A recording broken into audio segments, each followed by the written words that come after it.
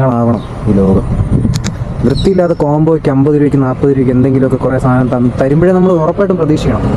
അത് കോംബോ എപ്പോഴും കോംബോ ആയിരിക്കും. 50 രൂപയ്ക്ക് ഇന്ന സാധനം എല്ലാം കൂടെ മിക്സ് ചെയ്ത് കിട്ടുമ്പോൾ ശരിക്കും പറഞ്ഞാൽ അതിൻ്റെ ക്വാളിറ്റി ശോഭമായിരിക്കും. ഹൈജീനും ക്വാളിറ്റി ഓഫ് ദ ഇപ്പോൾ ചിക്കൻ ആണെങ്കിൽ അങ്ങനെ, ബീഫാണെങ്കിൽ അങ്ങനെ. അതിൻ്റെ ക്വാളിറ്റി എത്ര പഴക്കമുള്ള ബീഫാണെങ്കിലും എന്ന് വെച്ച് കഴിഞ്ഞാൽ അങ്ങനെയല്ല, ചീത്തായ ബീഫ് എന്നല്ല ഉദ്ദേശിക്കുന്നത്. ഇപ്പോൾ ബീഫ് തന്നെ ഇന്ന് കിട്ടിയതുണ്ടാവും, ഇന്നലെ ഉണ്ടാവും, അതിന് മുമ്പുള്ള ഉണ്ടാവും, ഓരോ ദിവസം കഴിയുമ്പോൾ അതിൻ്റെ ഒരു ഇത് ഉണ്ടാവും. സോ അങ്ങനെയൊക്കെ മാത്രമേ അവർക്ക് ലോവർ പ്രൈസിൽ അത് ഡെലിവറി ചെയ്യാൻ സാധിക്കും. അപ്പോൾ ഒരിക്കലും നമ്മൾ അങ്ങനെയുള്ളത് കഴിച്ച് കഴിഞ്ഞാൽ നമുക്ക് ഒരിക്കലും ക്വാളിറ്റിയും ടേസ്റ്റും കിട്ടത്തില്ല, ഹൈജീൻ.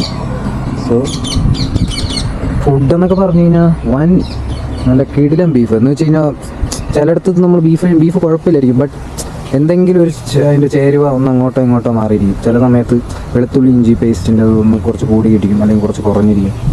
എരിവ് കുറച്ച് കുറഞ്ഞിരിക്കും, എരിവ് കുറച്ച് കൂടിയിരിക്കും. സ്പൈസസ് ആയിട്ട് ഇടുന്നതൊക്കെ ചില സമയങ്ങളിൽ ചിലർ ഭയങ്കര സ്പൈസി ആയിരിക്കും, ഓവറായിട്ട് ഇട്ട് സ്പൈസി ആവും. ചിലത് സ്പൈസി കുറവായിരിക്കും, ചിലയിടത്ത് ഇടാറില്ല.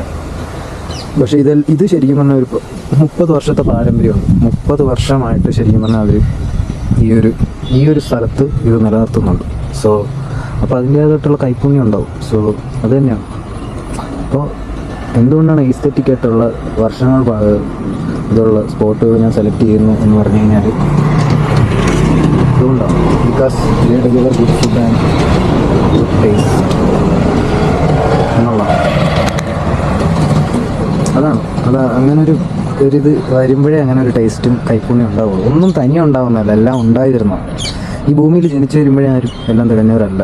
ഇപ്പോൾ എല്ലാവരും അവരുടെ എക്സ്പീരിയൻസിലൂടെയും ജീവിതത്തിലൂടെയും അങ്ങനെ ആയി മാറുന്നതാണ്. സോ അങ്ങനെ എക്സ്പീരിയൻസ് നേടിയ ആൾക്കാർ നടത്തുന്ന ഒരു ഭക്ഷണശാലയാണ് ഈ ഒരു സ്ഥലം. എൻ്റെ പൊന്നോ, ആദ്യം ഒരു ചായ കുടിച്ചു, രണ്ടാമതൊരു ചായ കുടിച്ചു. എന്നാ ചായ ആയിരുന്നു അറിയോ, കറക്റ്റ് മീറ്ററിൽ, ഒന്നും പറയില്ല. ഈ മാമനാണ് അവിടുത്തെ സ്ഥിരം ചായ അടിക്കുക. ആ മാമൻ ക്യാഷിലിരിക്കുന്ന ആളാണ്. പിന്നെ മാമ അടിച്ചെന്നേ ഉള്ളൂ.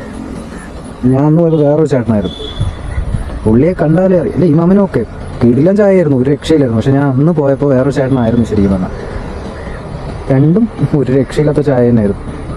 അപ്പോൾ അതുകൊണ്ടാണ് ഞാൻ ഒന്നുകൂടെ കുടിച്ചത്. അല്ലെങ്കിൽ വീണ്ടും ഒരു ചായ കൂടെ കുടിക്കേണ്ട കാര്യമില്ലല്ലോ. എനിക്ക് പേഴ്സണലി ഞാൻ പണ്ടൊരു ചായ ലവറൊന്നും അല്ലായിരുന്നു ശരിക്കും പറഞ്ഞാൽ.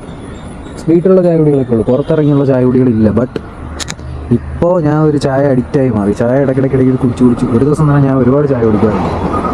അവധിയുള്ള ദിവസങ്ങളല്ല, ജോലിക്ക് പോകുന്ന സമയങ്ങളിൽ ഞാൻ ഒരുപാട് ചെയ്യാറുണ്ട് ചായ.